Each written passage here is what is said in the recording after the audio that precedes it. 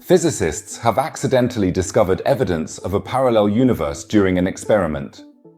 So does another reality really exist alongside our own? In this video, we'll take a closer look at that. So make sure you stick around until the end, because this cosmic revelation is bound to give you a multidimensional identity crisis. A warm welcome to you all.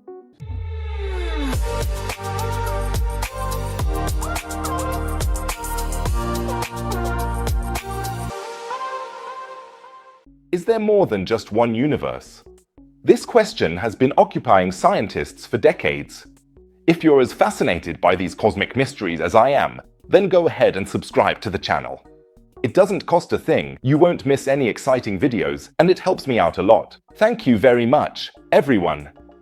Yes, alongside our universe, countless other realities could exist, each with their own laws of nature, different versions of ourselves, or completely alien life forms.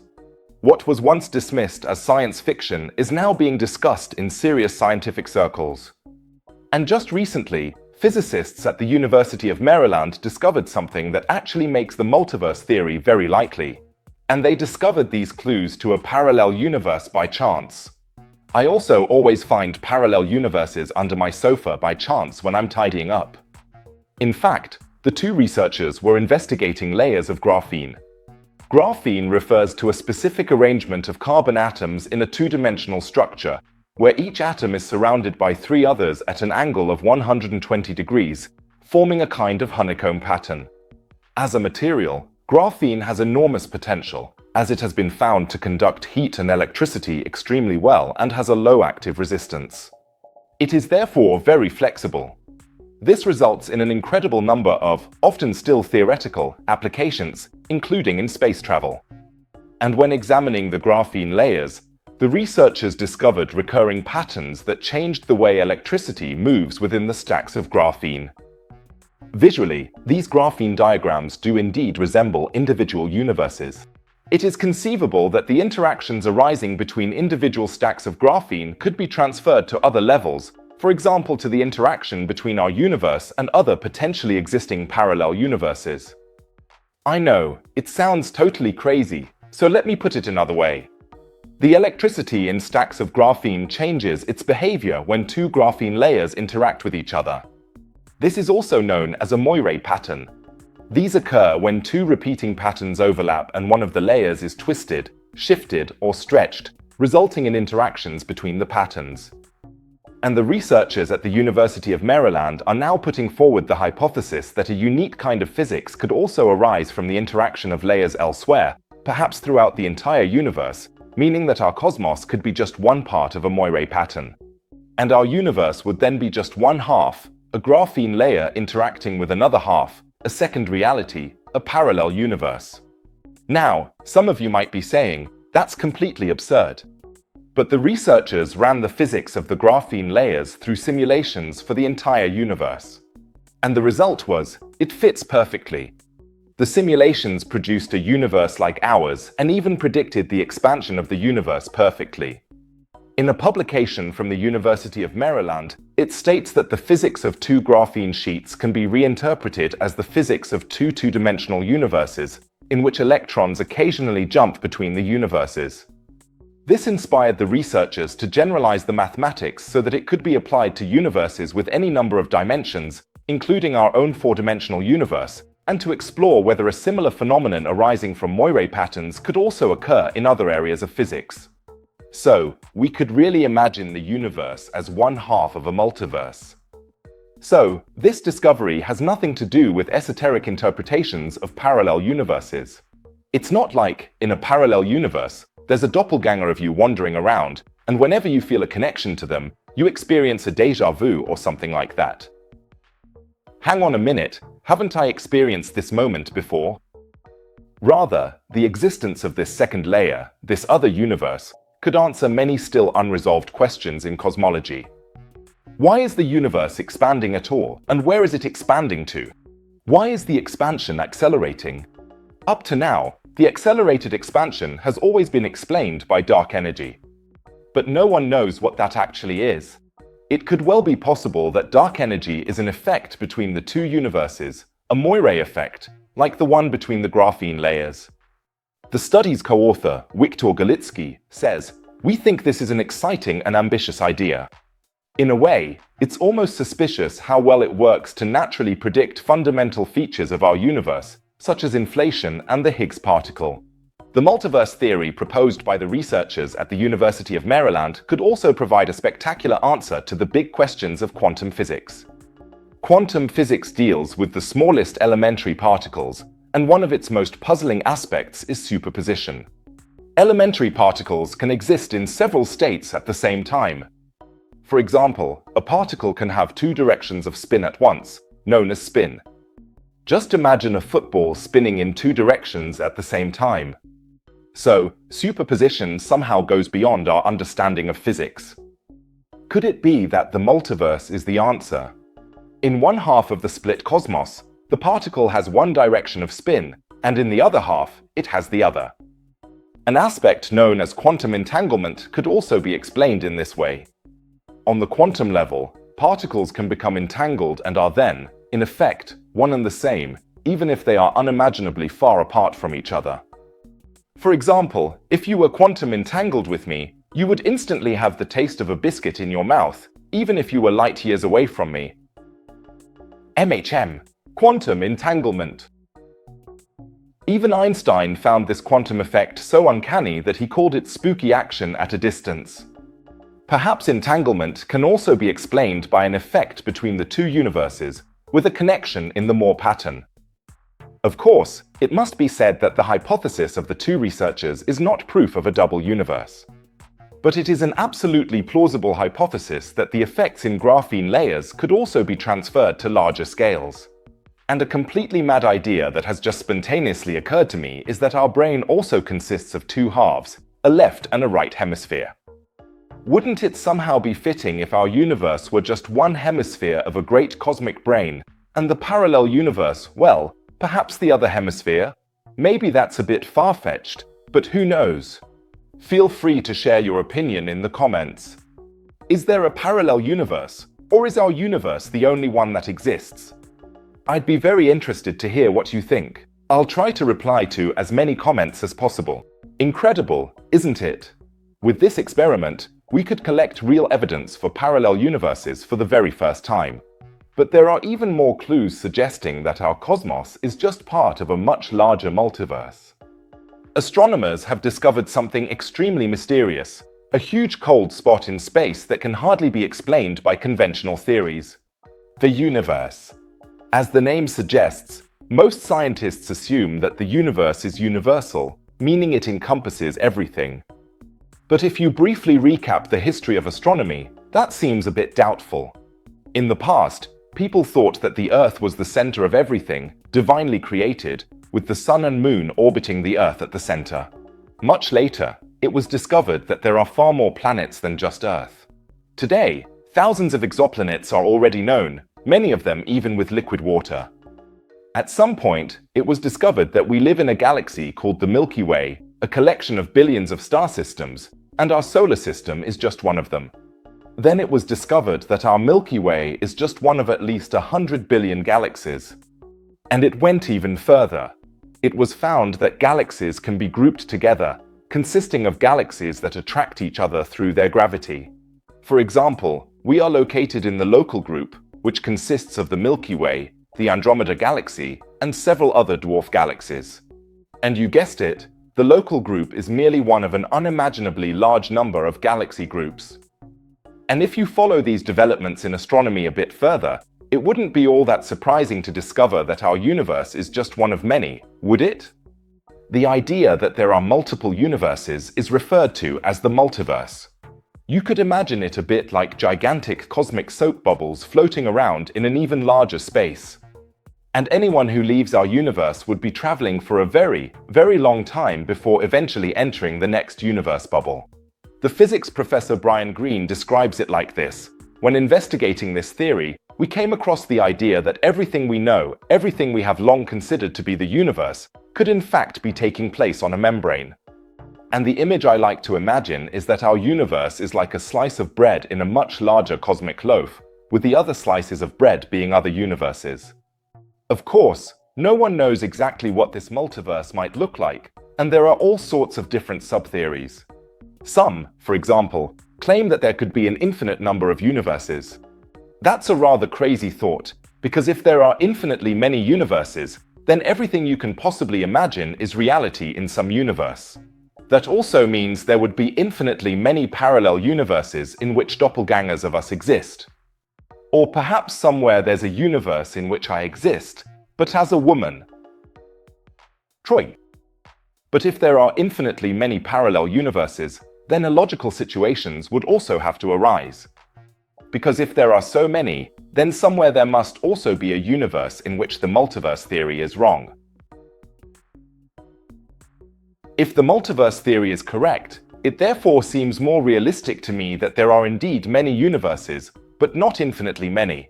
In my view, the multiverse must also be limited, which of course raises the question of what lies outside the multiverse. Maybe some alien kid who built the multiverse as a physics project and got a C+ or something. That is also one of the biggest criticisms of the theory, because ultimately the multiverse merely shifts the big questions of the cosmos one level further out. Previously, we wondered what was outside the universe, and now we're simply asking what is outside the multiverse. Nevertheless, there are now some indications that could support the multiverse theory. To understand this, we need to travel back to the year 1964. At that time, the physicists Arno Penzias and Robert Wilson were working at the Bell Labs in New Jersey on building highly sensitive microwave receivers for radio astronomical observations. But the two of them had a problem. No matter how they adjusted the receivers, they constantly picked up a noise, and it came from all directions. At first, the two of them actually suspected that some birds had built their nests in the receivers, until eventually the penny dropped. They realized that there is a cosmic background radiation being emitted from all regions of space, as it originated shortly after the Big Bang. Back then, space was much smaller, and that's why today, now that the universe has become much, much larger billions of years after the Big Bang, we are completely surrounded by the cosmic background radiation. This radiation can also be made visible, and it looks like this. At the time when the cosmic background radiation was formed, the universe was cooling down, but not completely evenly. And these irregularities in temperature can be made visible on maps like the one you're seeing right now. And here's the thing, a particular spot, which is visible from the southern hemisphere of the Earth in the constellation Eridanus, is especially cold, about 0.00015 degrees colder than its surroundings. Originally, scientists thought that this cold spot was what's known as a supervoid, that is, a region of the universe where there are far fewer galaxies, and therefore less matter, energy, and heat overall. But detailed investigations have shown that the cold spot is not a supervoid. So there must be another explanation, and that is provided by physics professor Tom Shanks. The cold spot was caused by a collision between our universe and another bubble universe. The cold spot could be seen as the first evidence for the multiverse, and billions of other universes could exist just like our own. In other words, another universe could have pressed up against ours and left an imprint in the cosmic microwave background. A bit like when you get sunburnt and a clear mark appears on your skin from an imprint. I find that absolutely incredible. Possibly, of course, it's only a hypothesis. We're sitting here in a cosmic bubble and have been able to prove from the inside that another universe has pressed up against our universe bubble. Madness. Now I won't be able to sleep again tonight. A gigantic cold spot that simply appears in the universe. But it gets even more mysterious. In Antarctica, NASA scientists have made observations that have thrown the physics community into turmoil. High-energy particles, which apparently behave contrary to all known laws of nature, could point to a parallel universe in which time runs backwards. At the moment, numerous media reports are springing up again, firmly claiming that NASA has discovered a parallel universe in Antarctica. In an article by the Frankfurter Rundschau titled Antarctica Experiment Points to Parallel Universe, it states, a parallel universe is considered the only plausible explanation by the scientists. This other universe would have to have originated in the same Big Bang as our own. Physicists have long assumed that parallel universes exist, in which doppelgangers of ourselves live. Do they really? Let's take it step by step. What actually happened during the experiment in Antarctica? A research team led by the scientist Peter Gorham is trying to detect neutrinos there. For this, they use the so-called Antarctic Impulsive Transient Antenna, or ANITA for short. And it truly is a spectacular experiment. Radio antennas are attached to helium balloons floating at an altitude of 37 kilometers, which are meant to measure radio pulses that are generated when neutrinos interact with the Antarctic ice sheet. Wow, that really does sound like science fiction, and is actually spectacular enough on its own, without adding stories about parallel universes. But to better understand what was discovered there, we first need to clarify what a neutrino actually is. It sounds a bit like a Matt Flanders particle. Neutrinos are electrically neutral elementary particles with a very small mass. That's why they're sometimes called ghost particles. And it's extremely difficult to detect these ghost particles. And on top of that, when they collide with matter, they only produce a very weak interaction. Neutrinos can simply race straight through the entire Earth, but in doing so they weaken and hardly make themselves noticeable at all. That's why a project like ANITA has to monitor a gigantic area from a great height in order to have any chance at all of detecting a neutrino collision. And then, a few years ago, ANITA actually discovered something very curious: a fountain of high-energy particles that burst out of the ice, resembling an upside-down cosmic ray shower. Peter Gorham describes it like this: it was as if the cosmic radiation had come from the ice itself. A very strange thing. So we published a paper about it and found that this was in quite strong tension with the standard model of physics. I can already see the question marks in your eyes. What does this particle fountain have to do with neutrinos? The original theory was that a reaction, triggered by a neutrino collision in the Antarctic ice, caused the particle fountain, which was then detected by ANITA. That was exactly what they had hoped for, after all, since the purpose of the ANITA project is neutrino detection. But that didn't quite fit, because the discovery suggested that the signals came from particles moving sideways, which had burrowed through the Earth before emerging from the ice.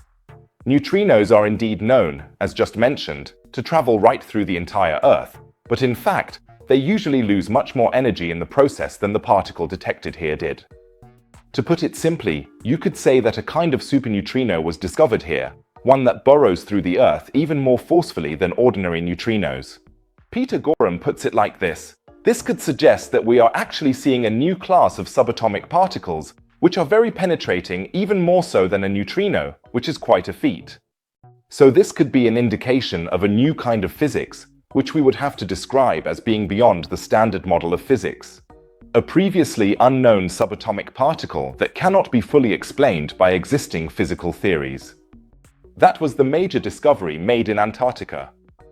But how does the parallel universe come into play, which so many journalists have fantasized about? Other researchers, who did not work with Peter Gorham and were not involved in the ANITA project, actually put forward a rather wild hypothesis. According to this, the newly discovered subatomic particle, the superneutrino as we've just called it, originates from a parallel universe that came into existence at the same time as our own. And in this parallel universe, neutrinos behave in a manner that is essentially the opposite of how they do in our universe. Hawking had already calculated mathematically back in the 1980s that parallel universes are possible. Later on, however, he clarified that he does not believe there are an infinite number of universes, so there aren't universes in which, for example, twins of ourselves are wandering around, as claimed in the article in the Frankfurter Rundschau. He says that the multiverse theory needs to be tamed and basically considers the existence of a multiverse possible, but not an infinite number of them. He also came to the conclusion that the fundamental rules of physics would probably have to be the same or at least similar in all parallel universes. So, in terms of the laws of nature, our universe is typical.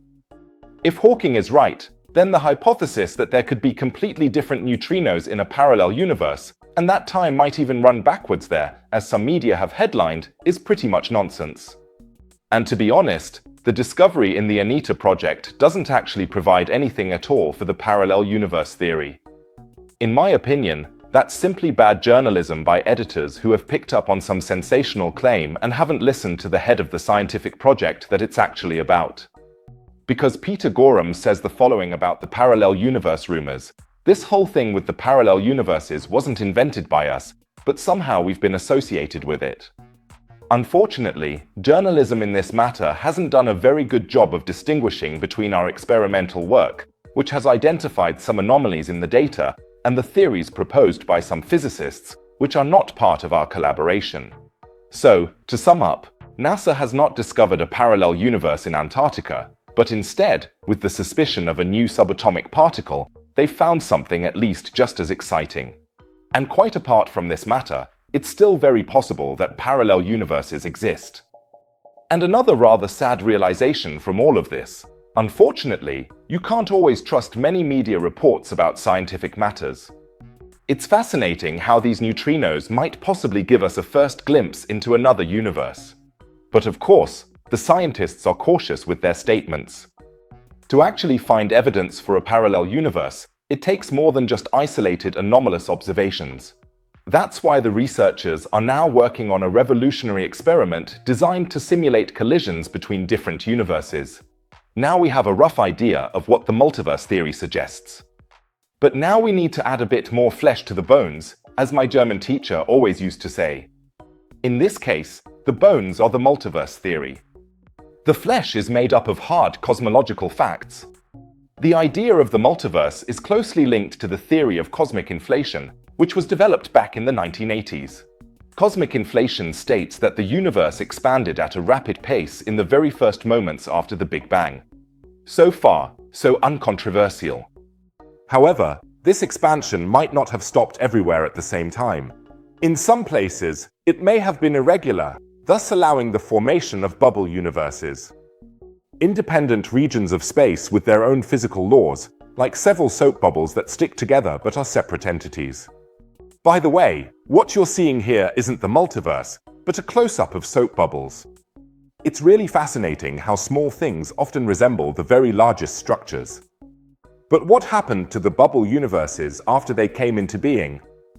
The expansion between these individual, smaller universes would probably have driven them apart from each other quite quickly, which means that normally they couldn't interact with one another. But if they are close enough together, they could collide before finally separating. A collision of intercosmic proportions. I wonder if third-party insurance would still cover a crash like that. And the traces of this crash between the bubble universes could have left observable marks in our universe in various ways. Like a scar that formed when a bubble universe bumped into our cosmos in its early phase, and which would still be visible today. And I know what I'm talking about. I actually have quite a noticeable scar above my eye, which I got when I walked into a lamppost while daydreaming. No joke. And I was completely sober, honestly. I really need to come up with a more exciting story for that. By the way, this inflationary multiverse needs to be distinguished from the idea of the quantum multiverse. Here, the idea is based on quantum mechanics and the notion that all possible outcomes of an event are realized in parallel existing universes. This is often referred to as the many-worlds interpretation. So, if I take a bite of a muffin, then in most universes, nothing happens. But in a cosmos just born from quantum fluctuation, it would lead to the sudden inclusion of the Earth. The advantage of the inflationary multiverse, however, is that we can actually look for evidence for the cosmic scars.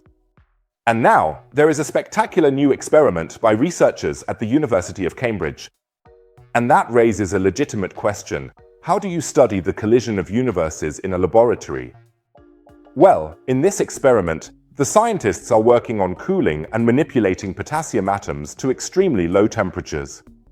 Under these extreme conditions, tiny bubbles are expected to form spontaneously, which can serve as substitutes for the theoretical processes that lead to the creation of universes. So the hope is that studying these bubbles can provide fresh clues as to how possible collisions between our universe and others might have left traces in astronomical data. Because under such extreme conditions, the gas behaves like a single quantum particle. But of course, simulating the conditions of the early cosmos so precisely is extremely difficult. The researcher involved, Zoran Hadžibabić, says, it's a kind of Occam's razor, meaning the idea that the simplest explanation is often the most accurate. At least, to the extent that you can apply Occam's razor to the origin of the universe. For example, the sample with the potassium atoms must be almost perfectly uniform so that bubbles can form everywhere, and cold enough to display genuine quantum effects that are not disturbed by thermal fluctuations. But what happens if you manage to create this so-called Einstein-Bose condensate under perfect conditions? Then comes the second step, which consists of putting the condensate into a metastable vacuum state and waiting for the transition to the true vacuum state via quantum tunneling. During this process, expanding bubbles of the true vacuum form, which may display similar features to the bubble universes in the theory of cosmic inflation. So, if you're anything like me when I first read about this, you're probably asking yourself a very specific question right now, namely, what? So, to put it again in very simple terms, the researchers take tiny particles and cool them down so much that they behave like a single magical blob. Magical blob is, in fact, the technical term for a Bose-Einstein condensate. And then they observe what happens inside this magical blob when it is slowly transferred into a vacuum. Why do they do that? Because they think that bubbles might form in the process, which could be similar to the initial state of the multiverse. That's pretty heavy stuff. I think I need a calming bite of my muffin first. The experiment is due to be carried out soon, but one thing already gives us hope. Italian researchers recently conducted a similar experiment, although it was somewhat simpler. The conditions there were not cold enough to represent a purely random quantum mechanical process. But when they passed the sample through a tube to transfer it into a vacuum, they were actually able to observe bubbles, which appeared as lines in this one-dimensional setup. If this were now to be confirmed in the more complex experiment at Cambridge University, that would be absolutely mad and a strong indication for the inflationary multiverse. Matt Johnson, a theoretical physicist at the Perimeter Institute in Canada, says, "The absolute dream would be if there was something in the sky that we've observed and that confirms what we've predicted in this experiment. In the cosmic background radiation, which surrounds us everywhere and is an image of the moment when the cosmos became transparent, we've already discovered such irregularities. According to some researchers, these are potential impact marks from other universes. So if researchers in the lab could now confirm that these irregularities are indeed the expected imprints of bubble universes in the early multiverse, that would probably be worthy of a Nobel Prize. Yes, I don't even know what's more impressive, the idea that we live in a multiverse, or the brilliant methods scientists are using to try and prove it. But when we talk about parallel universes, we also have to confront the truly crazy theories. One of these is the so-called Boltzmann brain, a cosmic hypothesis that calls our entire existence into question. Imagine you had a gigantic box filled with atoms, the tiny building blocks that make up all solid, liquid, or gaseous substances. You shake this box. Most likely, this will just cause the atoms to arrange themselves into a disordered chaos. But the more often you shake the box, the more likely it becomes that the atoms will arrange themselves into a meaningful shape. If you shake the box an infinite number of times, then every conceivable possibility will eventually occur. At some point, for example, the atoms will arrange themselves into a speculoos biscuit, because that too is made up of nothing but atoms. The only thing that matters is the correct arrangement. Tasty atoms. If the box is big enough, then even our universe could simply be the random arrangement of atoms within an even larger structure. Because that too would be demonstrable in fact, if an unimaginably large number of atoms arrange themselves just right, you end up with our universe. This idea was also proposed by the Austrian physicist Ludwig Boltzmann. Boltzmann imagined that our universe could simply be a statistical fluctuation within a much larger, eternal cosmos governed by chance. And if you think about it, that's not all that unlikely, because the universe is already a bit strange, isn't it? Billions of galaxies full of planets and stars. A planet called Earth has even produced biological entities that are capable of consciously perceiving the universe and reflecting on it. You could say that the cosmic status quo as we perceive it, the entire universe, and especially us here, is an absolutely statistically improbable exceptional state. So, what seems more unlikely? That all this arose naturally over a 13.8 billion year-long cosmological development since the Big Bang, or that this is simply a fluctuation, a random arrangement of atoms. Depending on how vast the space outside the universe is, it had to happen like this at some point. Countless atoms have drifted about in the great void and in infinity, until one day they just happen to arrange themselves into our universe. The mind-blow level is already higher than it should be. Okay, so one could argue that it's more likely the universe is just a random fluctuation than that it is actually real. Let's take this thought a bit further. But be careful, it's about to get even more bizarre. So, even more likely than an entire universe randomly forming from atoms is that only a single entity forms, which imagines this universe. And such an entity is called a Boltzmann brain. Let me put it a bit more clearly. It's far more likely that, rather than our universe having come into existence from nothing with the Big Bang and all of this being real, that all of this is merely a thought of a consciousness which has randomly come together through the accidental arrangement of atoms. You and your perception of the cosmos, your entire life, could be nothing more than the thought of a brain that has come together for a fraction of a second from random atoms in the cosmos. After all, our entire perception of the world, including our thoughts and memories, is ultimately just a particular arrangement of atoms in our brain. So you are, in effect, a dreaming brain drifting through the cosmos. The hedge. Some of you are probably feeling very skeptical right now and saying, I don't want to be a Boltzmann brain. So now, listen to what Marcel from the wonderful channel Tech Tastish has to say about it.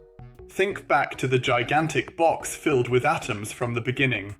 If it is large enough and contains enough atoms, then it's only a matter of time before these atoms come together to form a functioning brain. And of course, this brain also thinks. And even these impressions that my brain is receiving right now in this reality simply trigger reactions in my brain, which ensure that I perceive what I am currently seeing. And if these same reactions were not triggered by my sensory organs, but by something else, then I would be experiencing exactly the same thing right now. Just compare it to dreams. For most people, they also feel incredibly real. So it shouldn't be difficult to imagine yourself in the situation of a Boltzmann brain. As long as these reactions are taking place, we should be able to perceive it that way. So, which is more likely? That this vast universe has formed and we are now sitting here on this tiny planet asking ourselves these questions, or that somewhere in this universe a Boltzmann brain has just come into existence, having exactly these thoughts? The latter is physically much simpler and somehow also sounds more likely. Because here on this planet, you are just one of 8 billion human brains, and the cosmos is vast. The potential number of Boltzmann brains should therefore be significantly higher than that of the supposedly existing ones on this planet. So am I now one of these 8 billion human brains that is actually holding this camera in its hand, or simply a Boltzmann brain floating in space, believing it is holding this camera? I don't know, but I am. Do I really have to come to terms with being a brain drifting through the cosmos? Perhaps not, because if you follow the idea of the Boltzmann brain to its logical conclusion, it leads to a paradoxical situation, and Tim will now explain that to you again. Let's say I am a Boltzmann brain. I'm only imagining reality. But then I'm also only imagining the laws of nature, physics, the mathematics of chance, and thermodynamics. But those are exactly the laws whose application led me to the conviction that I am a Boltzmann brain in the first place. That's paradoxical. If I assume that I am not a Boltzmann brain, then probability tells me that I must be one after all. But if I am one, then I have to immediately dismiss the arguments that led me to this conclusion, since I'm only imagining them. Blimey, my head is spinning. Feel free to let us know what you think of the Boltzmann brain hypothesis. Could there be something to it, or is it complete nonsense? We'd be very interested to hear your opinion. I hope you're all multiverse experts now, folks. If you don't want to miss anything about this in the future, don't forget to subscribe to the channel now. And if you want to learn more about mysterious phenomena, be sure to check out my new video. It's about an absolutely sensational discovery beneath the pyramids of Giza. Researchers have recently discovered a hidden structure there that could turn all previous theories about the construction and purpose of the pyramids on their head. To watch the original footage, just click on the video displayed at the top right. It's really exciting, I promise. And if you click at the bottom left, you can shop for the shirts from the videos, plush planets, and much more in my space shop. Every order really supports my channel. Otherwise, I'd say I'll see you in the next video. Take care, everyone.